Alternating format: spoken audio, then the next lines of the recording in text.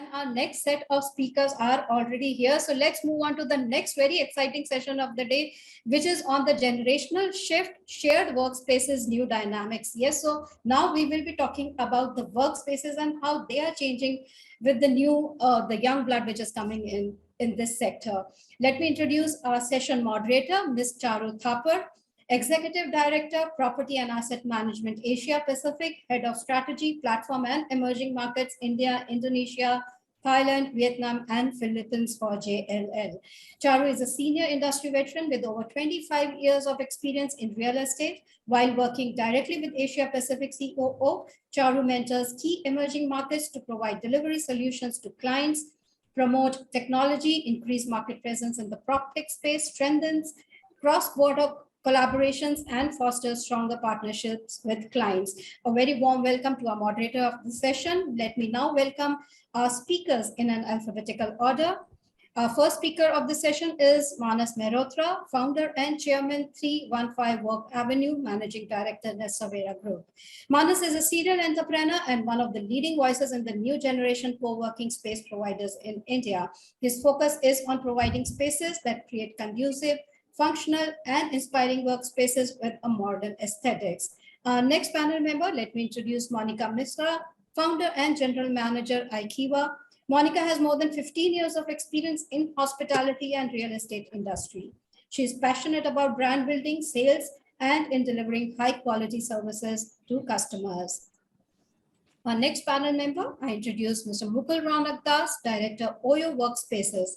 With a professional career of more than 14 years, Mukul has diverse and enriching experience across industries like corporate and retail banking, international trade and FX, investment and finance, tourism, commercial, real estate, and co-working. So that are a lot of sectors that he has experience in. Our next panel member, I introduce Parul Thakur, Senior Vice President, CoWrks.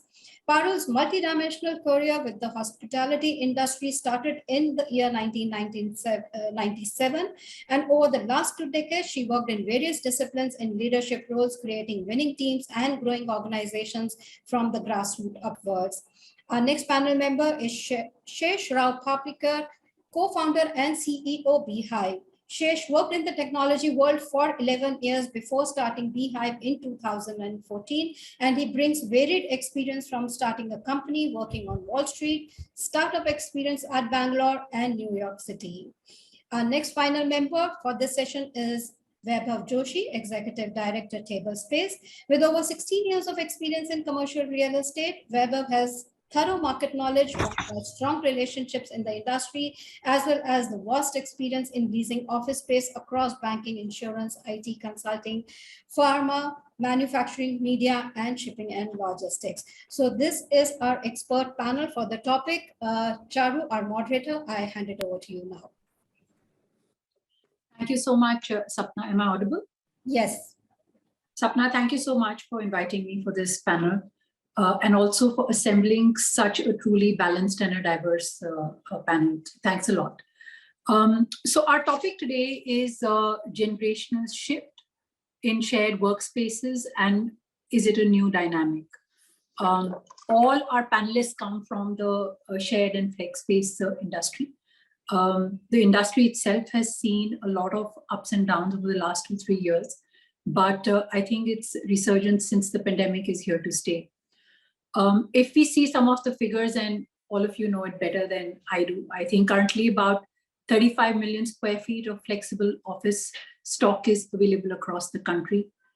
In this, about 71% is managed by the larger operators. And I think it transcends across 3.7 lakh work seats on offer. I also understand that since quarter 2020, there has been a resurgence in leasing of managed space by enterprises witnessed across the top real estate markets in India.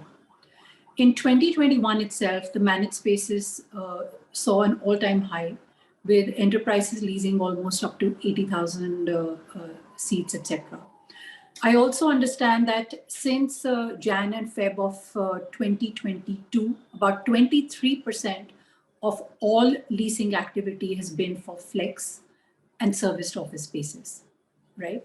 With that as the context, given your experience, I have a question for all my panelists, and I would request each of your views on it. We can start with Mukul in the order as I actually see people on my screen.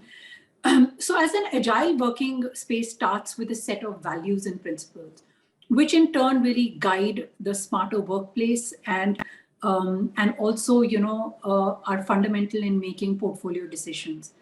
Instead of the traditional workspace, an agile workspace helps professionals to increase their value, manage their time, more than any other shift in the industry. The Flex story is just starting, or rather actually restarting, with a brand new storyline. What is your take on it? So Mukul, let's start with you. First of all, good afternoon. I hope I'm audible. Yes. Really nice to meet all of you and some of you whom I've met earlier as well, right? Great question, actually. And to begin with, thankfully that we are in the world of flexibility and flex spaces, right? So as we speak today, we are living in a world which has about 5 living generations, right? So whereby these generations are defined by their age, adaptabilities, preferences, habits, nature of work, their lifestyles, how they make money, their savings patterns, habits, spending habits, usage of technology, everything, right? So with such diverse attributes amongst human beings, if you need to create a shirt that kind of fits all, so kind of that shirt really needs to be very flexible and have to have such kind of features of adaptability that like you've never seen before. So since the old times that we have seen office spaces, right, it was very old time. It used to be just 4 walls and furnitures, that's about it, right? But now the dynamics have completely changed and they're very different and diverse. So diverse needs today requires a very holistic and a simplified solutions rather than complicating it further. So when we talk about catering to the changing needs, flex and agile spaces really solves the diverse problems, right? It addresses the real problems. When we talk about the problems, I understand that for an office space, people now especially during the changing times, irrespective of which generation you belong to, look at location and flexibility is the foremost importance. Second is the aesthetic and the vibe of the place. Third would be the kind of working desks where you actually work, right? And then the community and networking opportunities, the F&B options that you get where you're working, and then will be the recreational areas, the community, the breakout zones, all of those things. And pricing probably is the thing which kind of encaptures everything. So all these values at the right price point is something that people are now looking for, right? So that shift and that diverse needs that has arisen is definitely being met by the flexibility and agility of the co-working spaces that we are currently talking about, right? So of course the traditional working culture moving into this increases a lot of it gives a lot of value add to the professionals of the day to day. So there is a brilliant future, I think, which we have. That's my submission. Yeah. Fantastic, Mukul. And Parul, if I may come to you. Thanks, Charu. And I also want to take the opportunity to really thank Sapna, Realty Plus, and of course you for having me on the panel today. Just taking off from where Mukul left off, I just feel that agility is not something new. I think agility in the workspace was really something that came about almost a decade ago when companies and enterprises really realized that, the traditional model of desks and cubicles was not the way to go. I think workspaces gave way to more agile spaces, hot desking, collaboration spaces really came into the being, about a decade ago. And there were some early adopters, and of course, there were a few naysayers. I think coming to today, co-working or agility in the workspace is definitely the way to go. I think companies are realizing that as they have, especially through the last couple of years with of course, COVID being a catalyst, there is a definite need in shift in the way people perceive workspaces. And there's agility in the way in not only in the workspace, in the way it's designed, but also in the way people work. It's, you need to consider spaces within the workspace or offices which cater to different departments or different work styles. Co-working companies, have really used this principle and built workspaces around the space. They have a mix of both conventional as well as collaborative spaces that allow for quiet and private spaces to the more vibrant spaces that allow for teams to come together and collaborate. Companies and individuals can choose, whether they want to work from a quiet nook or, a more vibrant space given the time of day or, the kind of work that they require to do. At the core of it, I think being agile and flexible is the mantra for today. To be able to be responsible enough to allow for dynamic use of space across locations with various space usage is what organizations are looking for today. The traditional workspace infrastructure is too rigid to allow for this kind of flexibility, and flex needs to adapt to be able to fill that gap. And that is a shift that we are focusing on, I think, with all our co-working spaces. I just do want to emphasize, though, that agility is definitely the way to go, and technology is probably an enabler today.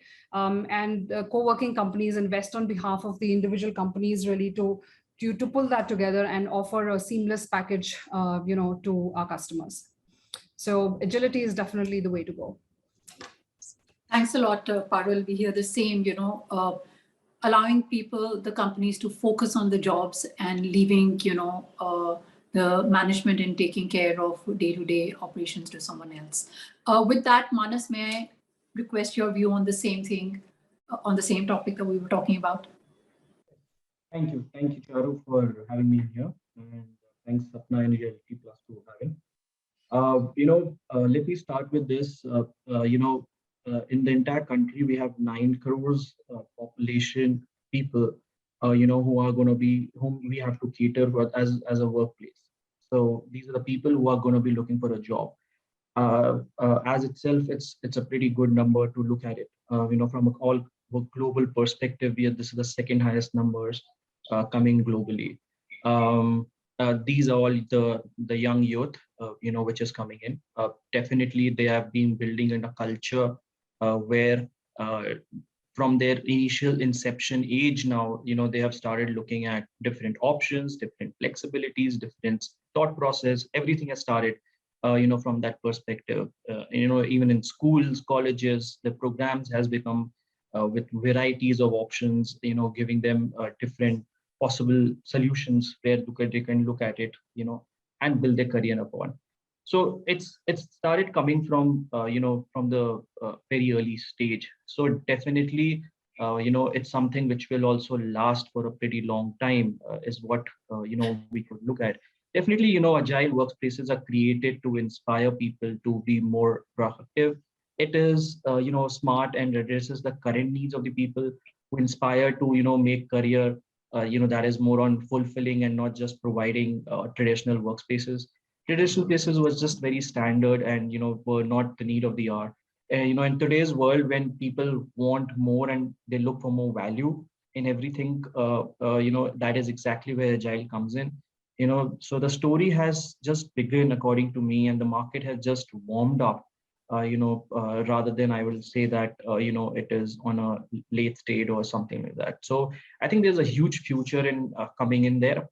Definitely, this will keep evolving as and when every 2 or 3 years, because we saw quite a change pre-COVID and then post-COVID changes. So I think those are the factors which will keep adding on by the demands coming in, and I think as a player, that's what our job going to be, that we are able to cater them and make sure things are being provided with the required flexibility, and how well you are able to take it up. So you have to have your hands on in this, to be aware of exactly what is happening and then able to cater that. Awesome, thanks, Manas. So some of the key words and themes that we're hearing from our panelists are agility, collaboration, and this is just the starting or the resurgence of collaborative and flex spaces. Vaibhav, let me come to you and ask you your views on it. Sure. Am I audible? Yeah, you're good. Superb. Thank you, Parul, and thanks, Realty Plus. Very good afternoon to all the viewers and all the panelists over here.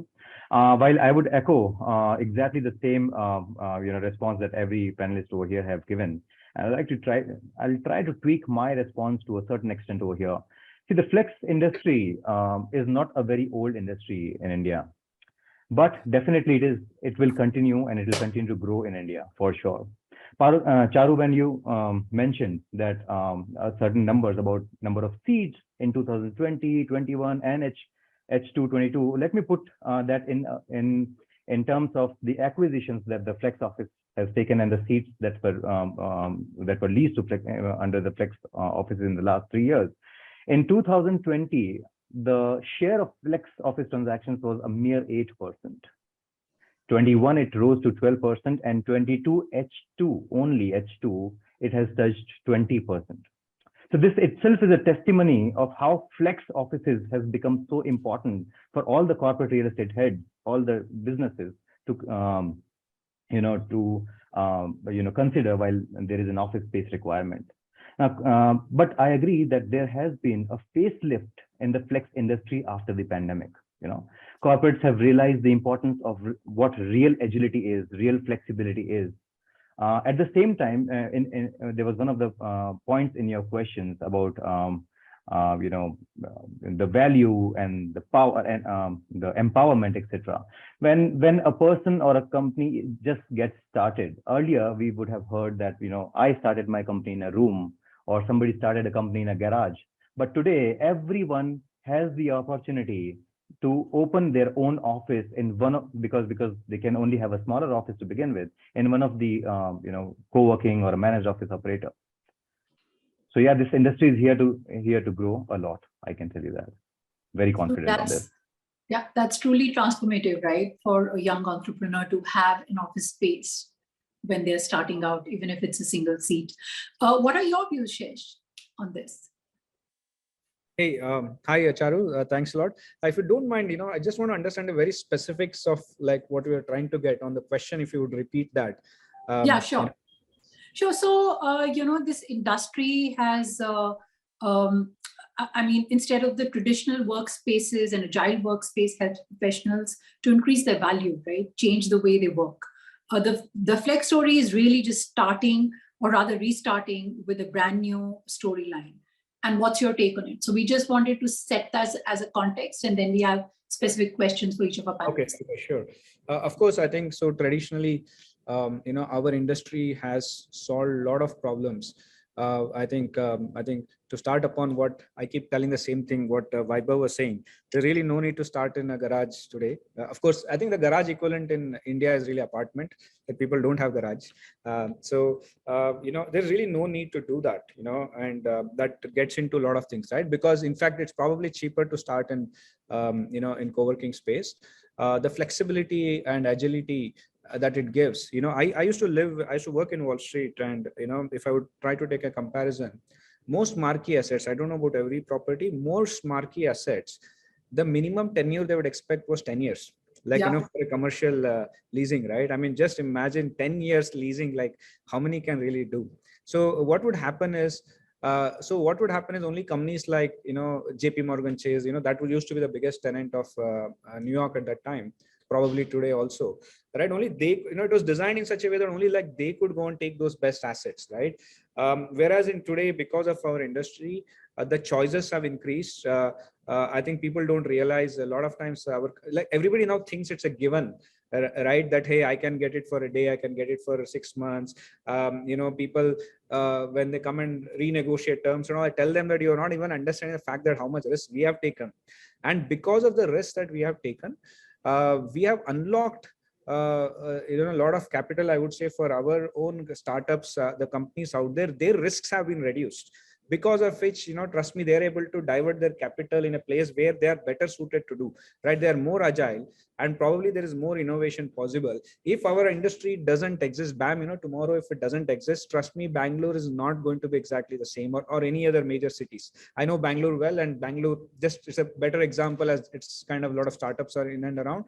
It will never be like this dynamic, and the people can't just come out and start. So I think there's a lot of things that we offer, and it is making huge difference. I think it's not, our industry has not got the acknowledgement that it should kind of, it deserves of what it's contributing.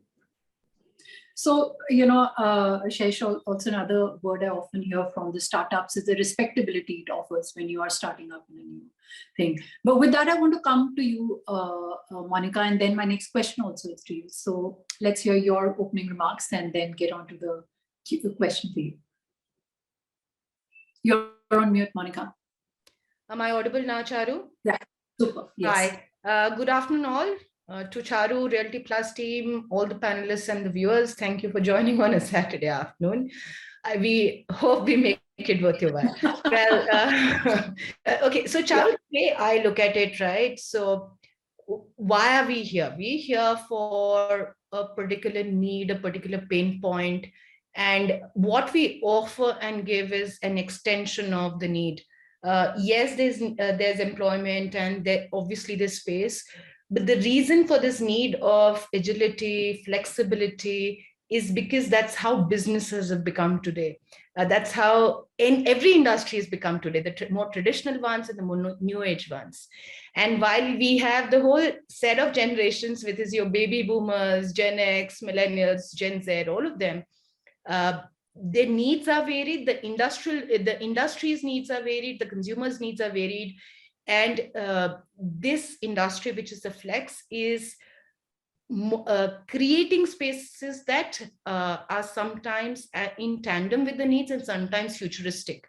So it's not just about, I mean, the design of the workspace is actually a derivative of what a business needs to sustain and survive. And it's not just how the desks are done, it's the terms of contract. It's like what Shesh said, how do you unlock assets which are more usable by others? Or like Parul said, it's about how you design the space. Every part of each of the panels we've seen is at the core of it, solving one or the other problem of the business or the industries or the companies that are there.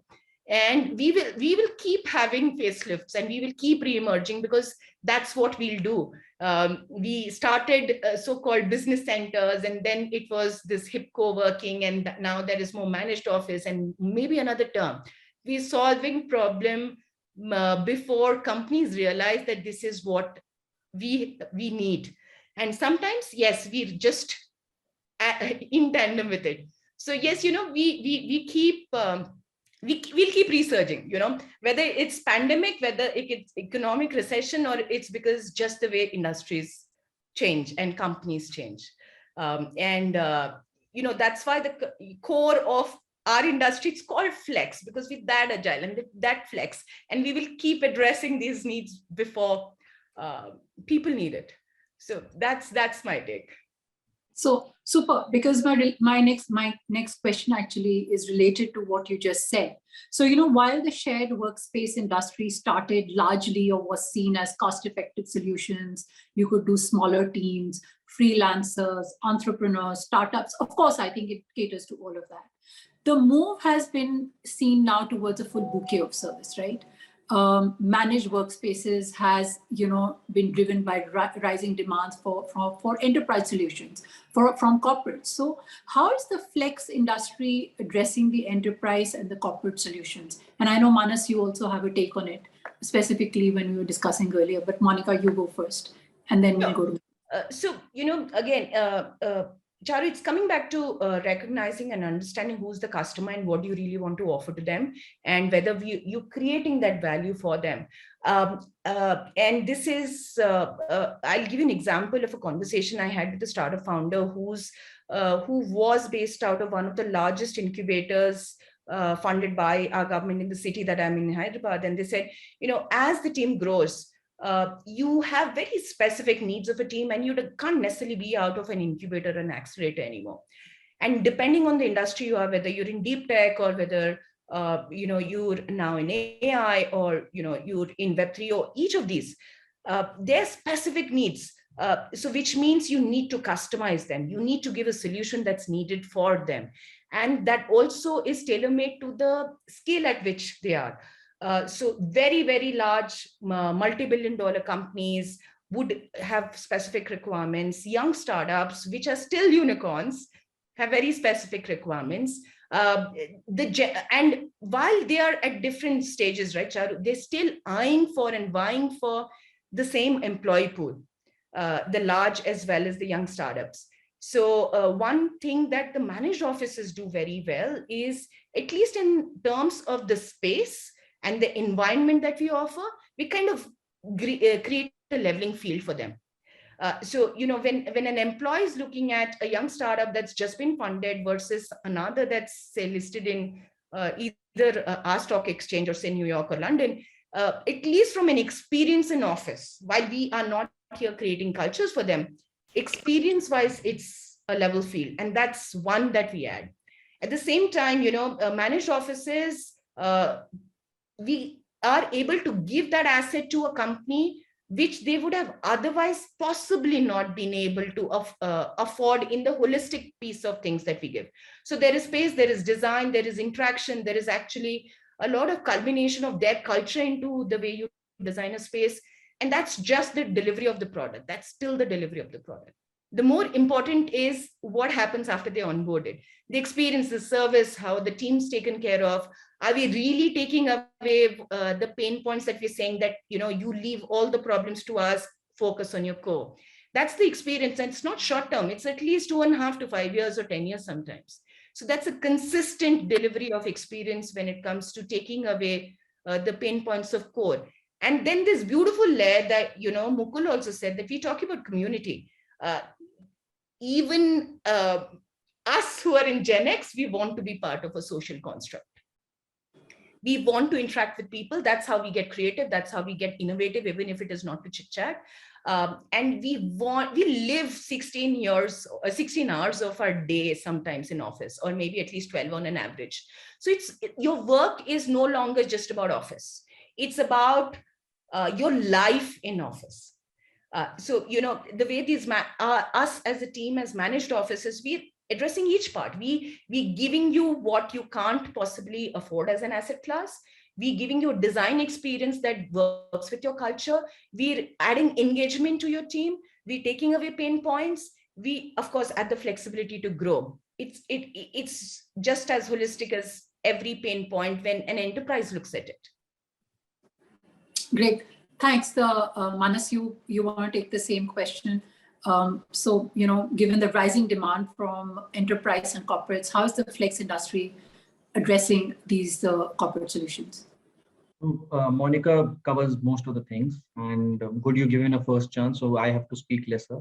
But but I will not go back to what she said. I will just add on things which probably could be more added to it. So we all know this industry has been for decades, which is under called business centers and then cool world of co-working.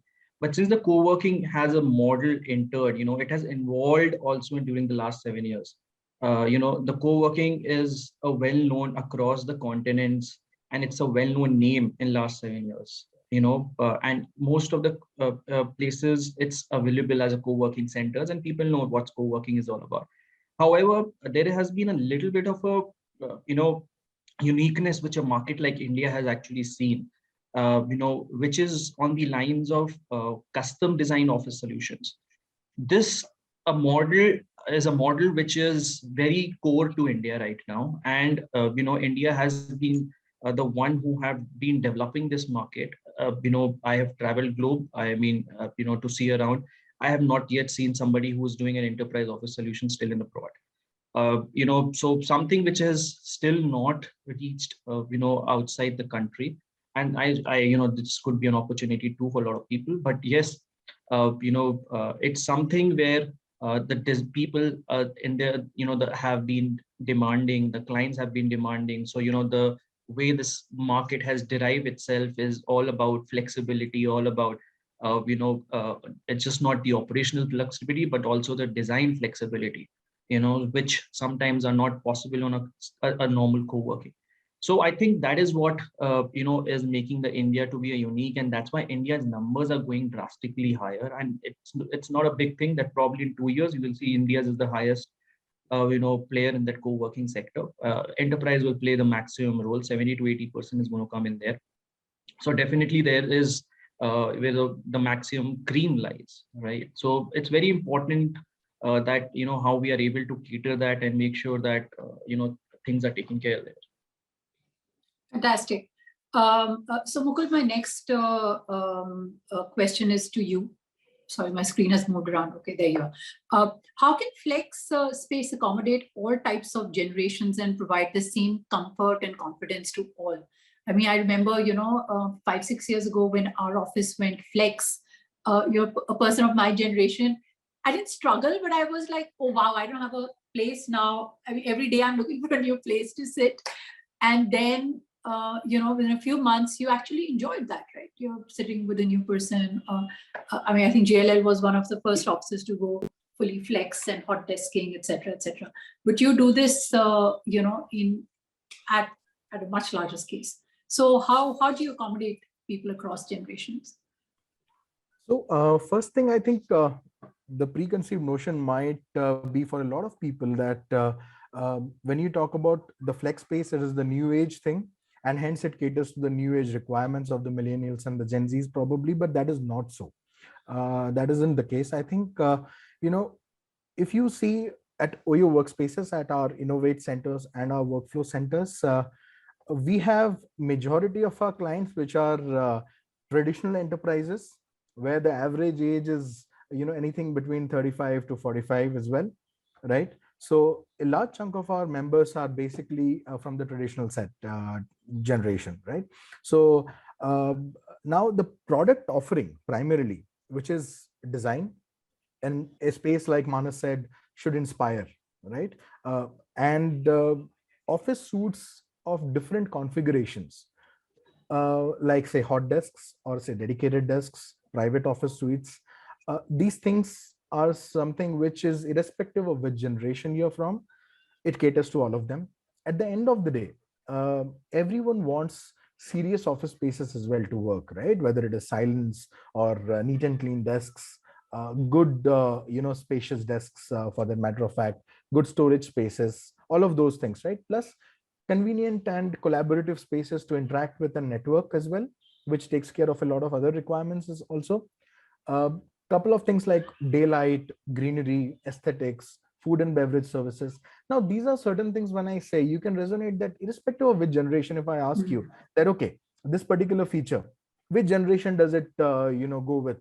You would say, I think every generation, right? So it is irrespective.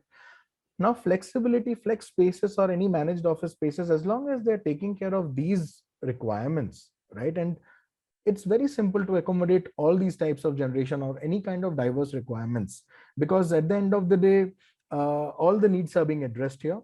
It provides a lot of comfort and hence the confidence to work in such kind of flex spaces, right? So when I said one shirt fits all, the effort has been made by flex spaces and agile spaces to be able to create something which shoots all the birds with one bullet probably, right? So yeah. Makes sense. Parul, so the hybrid model is accepted globally, right? But adoption differs by geography and organizational needs, so to say, right? Do you agree? First of all. Secondly, if the flex space solution may be confined to certain industries or certain departments, it will not be flexible and applicable to all.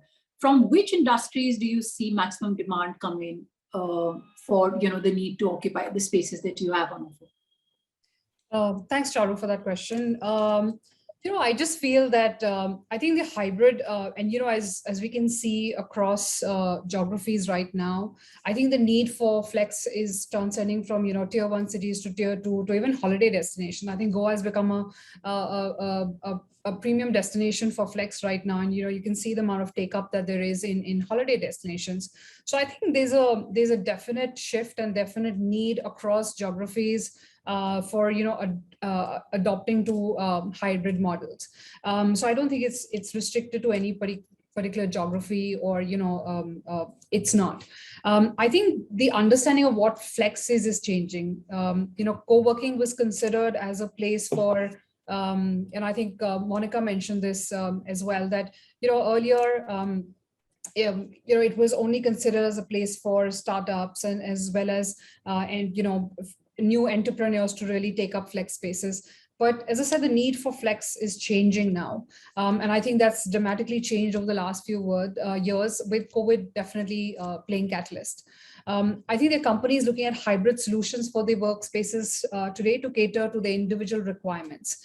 But a major shift in companies considering co-working, as co-working really provide a holistic solution. And as I think Mukul mentioned, that I think, as well as Monika, that I think the need for flex is not just a space. It is a space which is, I think people are looking for office space or office service providers, which means that, it really starts from even design.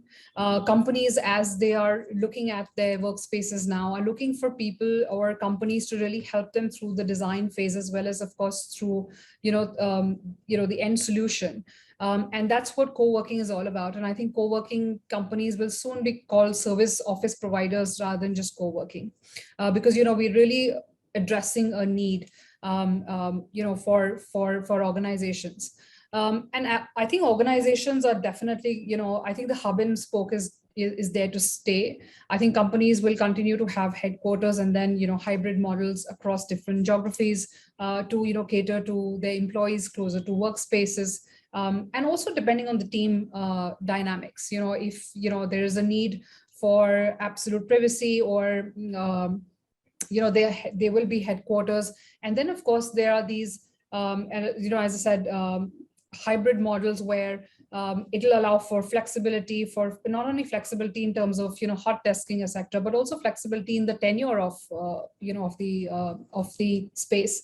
The number of companies, I remember in my previous organization, companies like IBM, Accenture, etc., would take up projects, and they would look at, spaces within their organizations to provide for those projects. But now, they don't need to really provide for that in their traditional office spaces. And that's why co-working will really, is the solution, or flex spaces is the solution. I think given how certain companies consume office space and the needs for individual contributors, teams, vis-a-vis teams and collaboration, their usage mix will change. But that does not alter the value proposition of flexibility and holistic, workspace offering. There's definitely a good mix of industries currently choosing flex. As I said, from the traditional entrepreneurs, or the startups.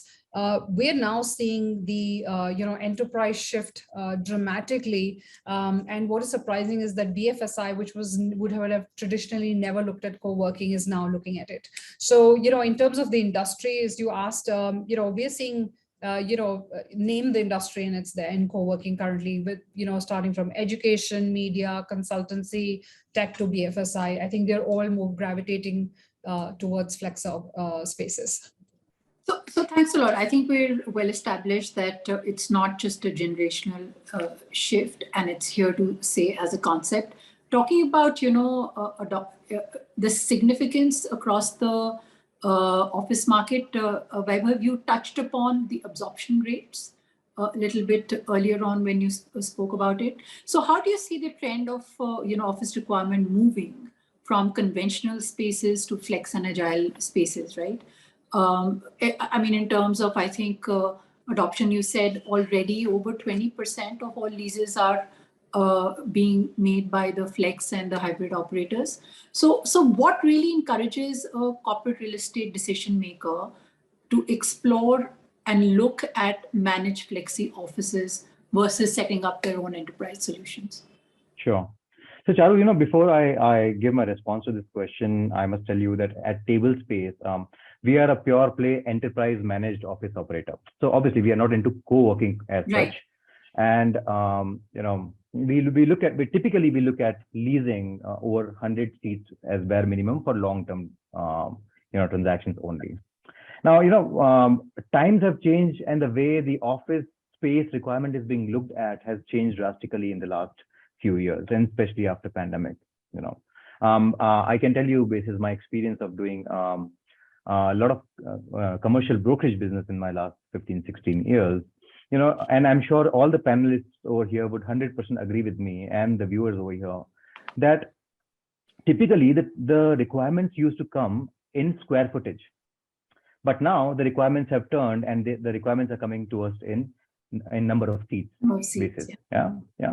For a 10,000 square feet of office space requirement, the same requirement comes to us as someone's looking for 100, 120 seats. Can you provide an option? Yeah. So corporates have become smarter. The CREs have become very smarter. They understand the importance of flexibility, agility. People are looking at operators who can give them offices across various locations, who can take care of their AMCs, their compliances, their ISO certifications, someone who can give a single check solution to them, can help them if they want to expand or contract within their office tenure period as well. Now, typically when corporates take conventional spaces, the option to contract or downscale is not possible for them because they're logged in with a typical landlord for a period of say 3, 5, 10 years, whatever. But in case of flexible, they get options. In case of flex, they get options to downsize within the tenure of the lease or upscale within the tenure of the lease. So, for example, we provide this option to all our clients that if you have taken say 200 seats from us today, and say after 2 years you want 300 or above 300 seats, we will give you a brand new office and will not charge you for those 200 seats that we have made for you. Now, this kind of flexibility nobody else can provide in the market in terms of conventional leases, etc. So that's why, because of these added advantages, there is a dynamic shift of corporates moving from pure conventional setup to agile or flexible managed office setup. Yeah, very true, very true. So Shesh, we come to you, and we'd love for your thoughts on what are some of the upcoming trends you see in the co-working space in the commercial reality. I think in terms of what are the trends we see in terms of co-working space as an industry, I think like many mentioned here, I think our industry, I think flexible leasing is a better term for the industry as such, but I think co-working, managed office, a lot of these things kind of fall in within that. As a trend, one of the things that has been happening is definitely the bigger companies are looking into our industry. So as it goes, there is more and more people whenever the renewal is coming.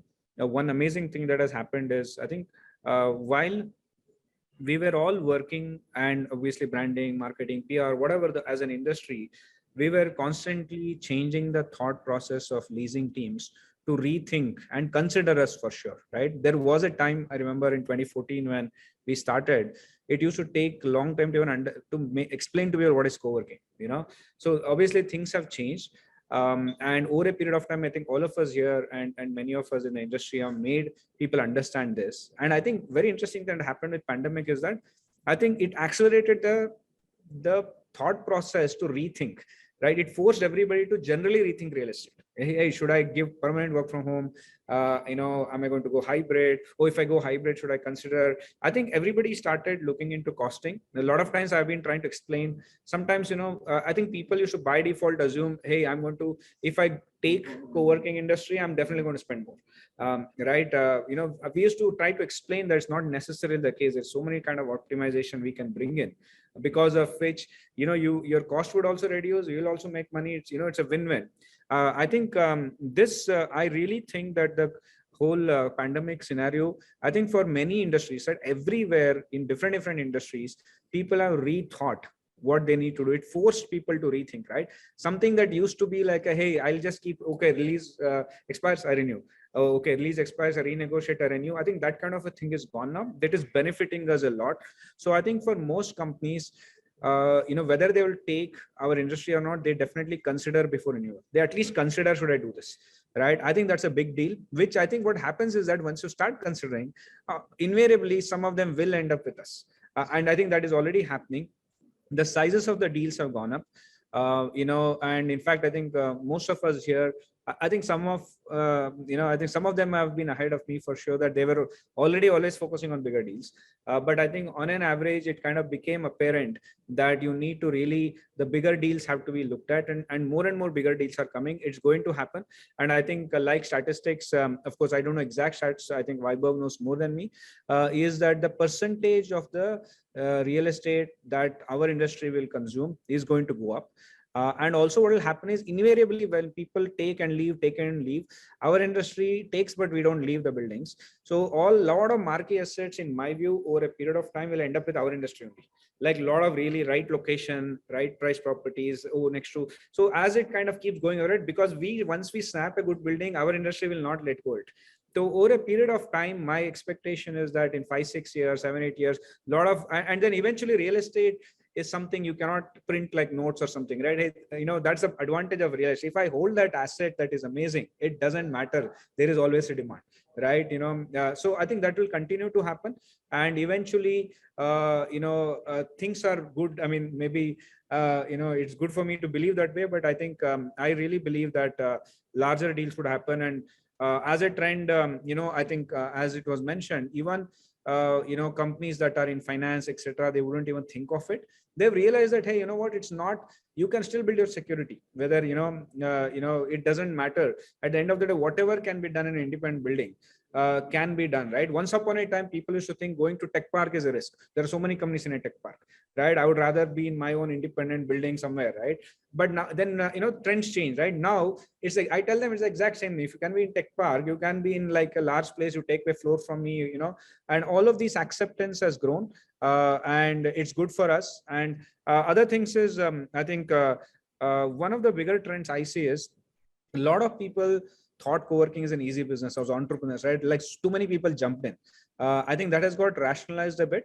The ones who have stayed put, I think ones who are all on the call here are obviously the ones who kind of really stayed put. The ones who are just come in expecting to make easy money, most of them are out.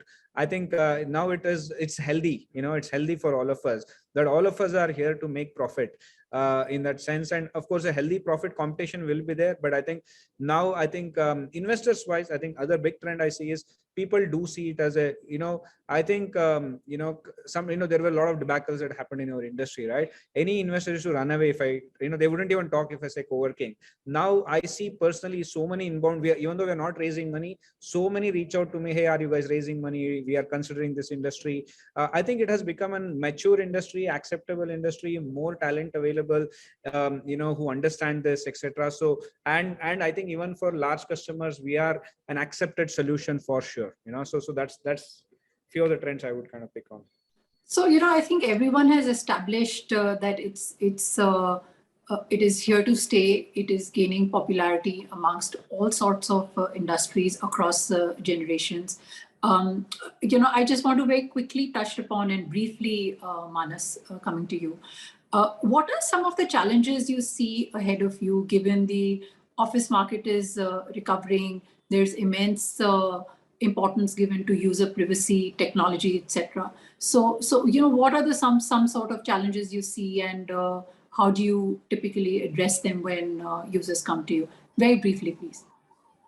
So there are two things, which are needed, to keep moving on, which is you need to have improvisation and you need to have learnings.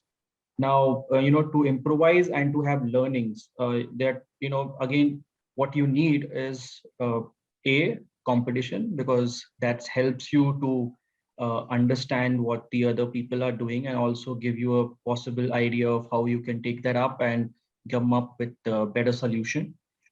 So basically, it's very important to have competition in place. Otherwise, you'll be standing in a bell curve at the top level, and fall will not be very nearby. So I think that is very important on a perspective. Now, coming down to the challenges, we will categorize our industry into three major stages. The first stage being is the one where is sourcing coming in. Second being design and projects, and I think the third being the services. Every stage has its own challenges, which is going to be there. In sourcing, it's very important which location, which building, which what are you trying to cater in that building, what grade of a building, how will you get that supply. That's becoming a very key criteria with the coming years, and especially when the supply is going to be limited in few cities. So that will become a very challenging thing from that perspective. On design and project execution, the way this industry is going to move in, you will see a lot of flexibility, being asked forward to. So so you have to cater to that and make sure the execution is extremely good, because this is the place where these guys are going to spend, your clients are going to spend more than 8 hours a day every day. So it's extremely important that what you're catering to them is something what they are needing it, and they need it for a good period.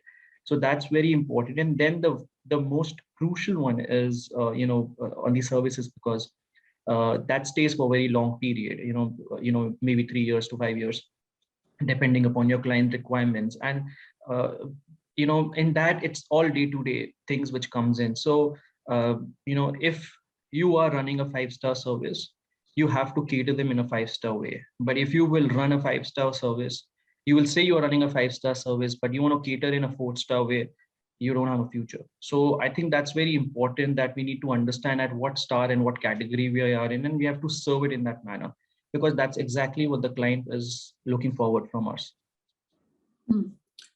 Thanks, Manas. Vaibhav and Mukul, I need your quick inputs on how are you collaborating with developers, owners of buildings? Is there really a move towards, a conscious move towards, say, perhaps converting some of the NPAs towards income-yielding assets? Is that driving some part of the industry? What are your views on it? Mukul, you go first. All right. Okay. I was thinking Vaibhav will go first. No problem. Great. See, Charu, during the course of the last 2 years, right, while we saw everyone being hit on their face with a pandemic, literally out of nowhere, there was utter chaos and silence all at the same time, right? So now the needs changed, the priorities shifted, the companies went through a lot of restructurings, income took beatings, and of course, with folks returning to their hometowns to be close to their families, the occupancy in both the residential as well as in commercial real estate, right, that tanked to below red levels, right? So you could see everything just abandoned kind of a thing in primary cities, right? So but we realized that during that time there were, however, rays of some sunshine among the cloud, and with many companies still having to operate, right, during these times, like the ones into the essential services, but they too needed workspace solutions which were now different. Their requirements had changed from what they earlier were, right? So the flex space providers such as we at OYO Workspaces got a little creative there, and we started offering immense flexibility and support to all such kind of clients, right? I'm sure other co-working players also realized that need of the hour, and they also started changing their tracks. Primarily, what 4 challenges is what we found that the landlords or asset owners were facing. One is maybe because of the access and location of the property primarily might not be in P0 or P1 cluster. Second is the grade, quality, and the state of the building that they're currently at. Then there was a demand and supply mismatch, because there were too many available properties, too much of abundance of supply, and demand was tanking down, and therefore the occupancy was kind of going down, right? So we dived in deeper into enterprise solution suite, and we launched that bit during the course of the pandemic, and to bail out such assets and do the right matchmaking of client requirements and the most suitable office solutions, right? And in addition, we also partnered with co-working players as well, not just the landlords, because landlords also started getting into co-working that time, because they said ki mere paas fitted out property hai, I might just run my own operations, ek pantry hi to chalana hai, some operations, electricity, and all of those things. So like Shesh was saying, right, everybody jumped into the bandwagon saying ki like, okay, I have a property, let me build on it. Unfortunately, many failed because it takes a bit of fleece running that show as well, and learning was there, right? So we partnered with co-working players as well who already had operational running centers but were struggling for occupancy in different micro markets, right?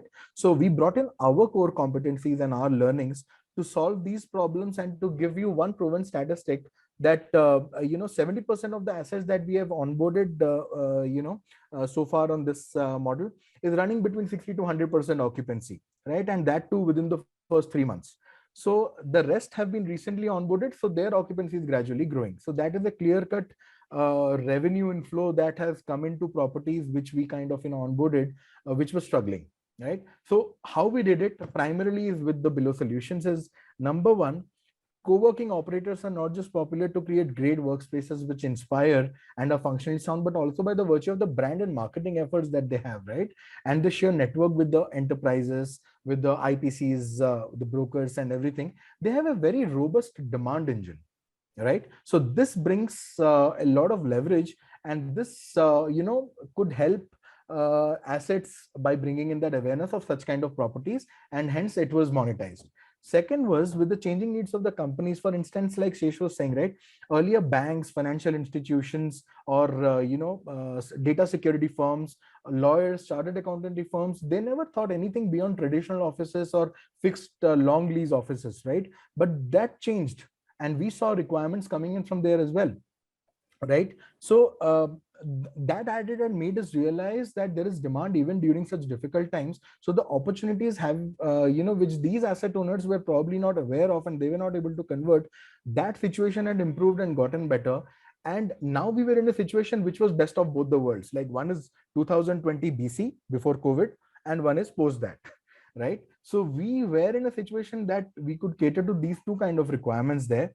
And that is where we did the right match making there, and we could monetize those asset owners, could be helped out. Third was transformation of properties, where we revamped a warehouse, a dilapidated building, and even an old fort, right? So we did all those transformational changes. So from an asset which literally was unoccupied for years, could be turned around with a conviction that it will make money if it is changed into a flex space. So that is also, transformation is something which we did as a value add. Next is the operational expertise and control over cost, which in turn benefited the profitability, help, because we come in with a lot of operational expertise. Now a landlord definitely needed that when we came in and took over their properties and started running it as a flex space, right? A locational problem was solved by probably doing a shuttle service to the nearest metro station. So all of these things at Oyo Workspaces, we spent a lot of time and effort to ensure that we offered the best possible product for the best possible price that the client is paying. This helped monetize all these struggling assets, as well as a lot of other co-working players which were technically competitors. But then this was a time where collaborative working came up in real sense, and we all collaborated together with smaller co-working players, some larger ones. We really started working together and did a lot of knowledge sharing. And that's how we kind of built, and everyone came out of it eventually successfully. And all of us who are there in this call have all come out of the struggling times with flying colors. Over to you, Vaibhav. I hope I answered the question. So Vaibhav, if anything else you want to add on to what Mukul has said? No, of course. So I'll try to keep it very brief, because I think we are now running short on time. Yes. But yeah, on the collaboration with developers, and of course, one question that you asked, Charu, about NPA. So while I agree to a lot of points which Mukul said, like developers and a lot of co-working companies mushroomed in the last few years, couldn't do very well. See, when developers do transactions, these kind of transactions, those are not flex transactions. Those are actually debt funding transactions, right? Because client cannot pay, and developer can fund and take on an interest basis, etc. But when we take space as stable space, we typically do long-term transactions, and we don't look at revenue sharing or profit-sharing deals with developers. So by this way, developers any which ways get benefited by raising a lot of LRDs on the leases, because we do long-term commitments with the developers. Now at Table Space, we try to create, in fact, we create something called an environment of campus within a campus. So we make a lot of amenities like formal, informal waiting areas, coffee bar or coffee lounge, you can call it, a lot of meeting rooms, a lot of conference areas, large cafeterias, gymnasiums, mother's room, medical room. Now, all these facilities not only help our clients, they help us, and they help the developers also for that campus to, as a brand marketing, etc. Whenever one more important thing, whenever we take larger position in a building, we try to partner with the developers by putting our skin in the game as well, to install electric chargers in the campus, in the basements, etc., which adds value to the entire campus and to the building and to the developer. So this is how we collaborate with the developers. On the question of NPA, as Table Space, we are not looking at NPAs at all as of now. Our strategy is very simple. Look at future assets. I mean, we have tied up with so many developers across India. where we have committed over 1.5 million square feet of space, which will come up in the future, 1 year, 2 year, 3 year, and 4 years down the line. Because we understand that this particular segment will continue to grow. There will be demand, and all the deals that we are doing are large enterprise transactions. We understand the requirement of our clients and talk to the developer when they are constructing the building at the initial stage to make improvements in the building so that it becomes very easy for us to lease and attract a lot of customers. But yeah, on NPA, we are absolutely not looking at that at all. Thanks, Vaibhav. And Sapna, I don't know how we are on time, but I do want to cover 2 very important questions quickly, if I may. Yeah, we are very much on time. Charu, you listen to all the service providers, the co-working service providers here. In your experience, for the occupiers, what are the top 3 demands when they are looking for a flexi space or a managed space or a co-working space? So actually, good you asked me, because the questions that I had left unanswered would perhaps be an indication to that. Given the importance today on wellness and sustainability, that becomes a very key important criteria, and when the occupiers are looking at space. Of course, any real estate decision is based on location. That always is important. But wellness, sustainability, communication, technology, all these 3 factors become extremely important. And those were my questions to actually Monika and Parul, to one on wellness and sustainability, and to the other on communication and the role of technology. So yeah, that's what we see, Sapna. Parul and Monika, would you like to add, quick word on technology and wellness, what Charu just mentioned? Parul, if you'll go first. On technology, let's have your one takeaway on technology, how technology is very important for such spaces. So I'm going to try and be very brief. So of course, technology is the key to co-working currently. At CoWrks, we're viewing technology very differently. Typically, technology is viewed as, as augmentation to physical product, particularly from the real estate standpoint. We, however, realizing that the standoff or handoff between physical and virtual is happening more often than ever before. And therefore, our strategy is to build experiences for our members as an amalgamation of physical as well as virtual. And, as companies look for, hybrid models or agile spaces, I can't emphasize enough on on investing in technology. It's as much a product as our physical space and more deeply integrated than ever before. So as technology becomes more sophisticated, it allows us to deliver, in a more seamless and frictionless way. So technology is definitely the way to go. And, I think I mentioned this before, it's something, it's an important part of our service design. Right. It is an important part, in terms of the consumer interaction, in terms of the experience of the facility as well. Monika, in terms of wellness, workforce is getting younger. We have, younger people now working in organizations at younger ages. They are coming into the workforce. So how important is wellness for a service provider and for the occupiers now? Sapna, this is something I kind of touched upon when we started the whole conversation. It's the consumer's needs, and office is no longer 4 walls, a table, whether height adjustable or flexi. It's about your experience in the place, and a lot of it, design plays a major part. Wellness is also derived on your experience in terms of service.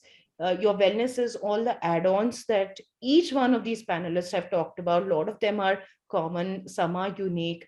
It's about how a person can utilize the office environment beyond just work, because ultimately these are people who are ideating, innovating, and thinking, and their mind needs break. Apart from add-ons, Monika, are they also being incorporated in the hard services like HVAC, like lighting, or is it just the low-hanging fruits? So wellness are a bunch of things, right? So there are, I hope, like Vaibhav said, at that point, they are interacting with builders to see how buildings can be done better. We're not at that stage yet.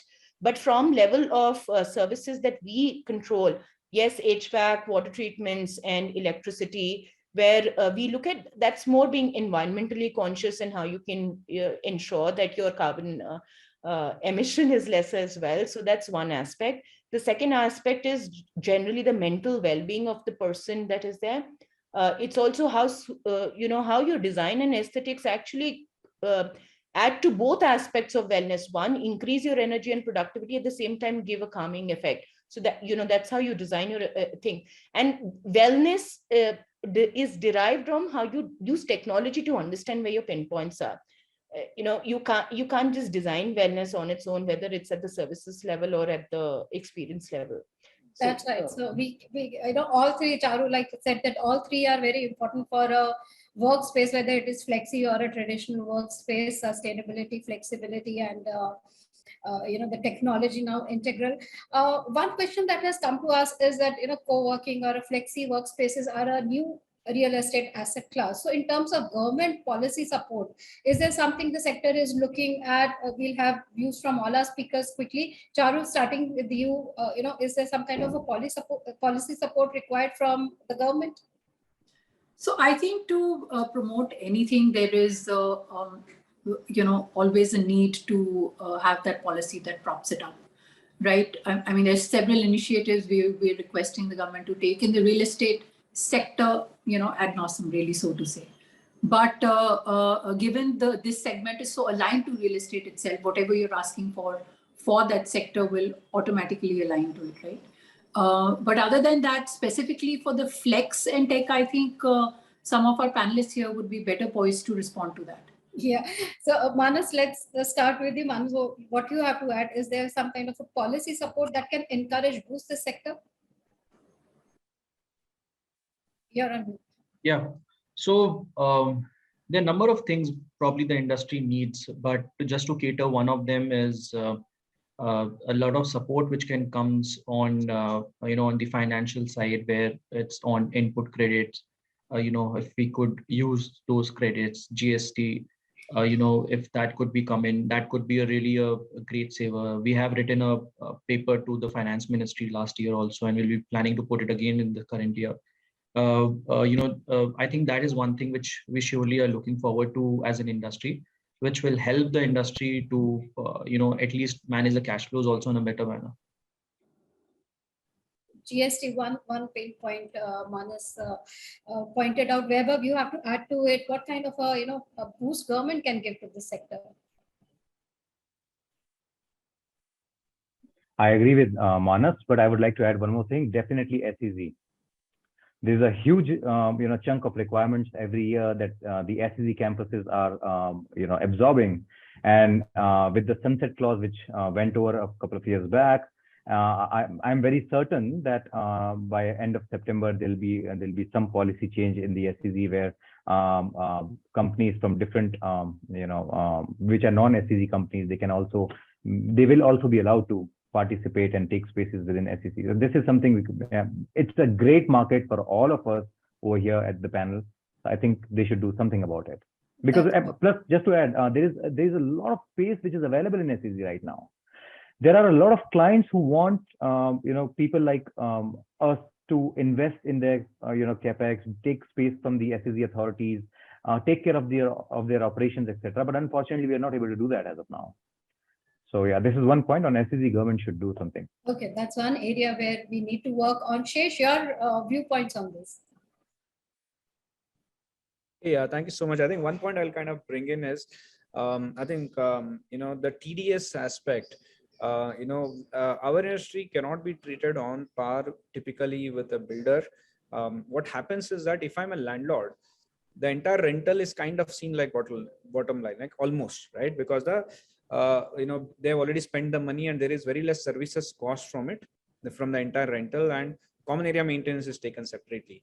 Whereas what happens is a lot of times, again, I think different people have different solutions, but I would rather have a TDS lower, because unless you do some complex stuff, the actual money we are charging comes as rent, but technically it is not, a lot of it is actually expense. If there is a 10% TDS, you're assuming there is 40% margin, right? So basically having 40% margin is really not the case, right? Because we have financed it, we have done a lot of these things, and it's really creates a cash flow issue. And so what we are collecting as rent is actually a service. It is not 100% bottom line for us, and it's too high.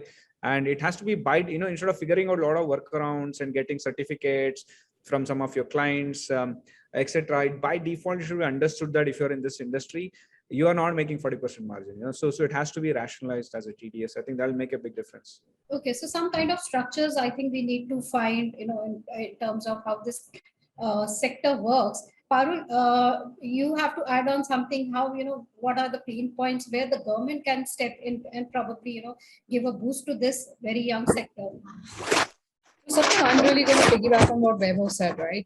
I think really from what my experience over the last 1 year in this industry is really, this whole ambiguity around SEZs, and with the companies now, real estate, as I said, the traditional companies in doldrums of what's going to happen, and I know that the government has given an extension for 6 months. But I think that, we would really like to have a lot more clarity on what's happening, and earlier the better.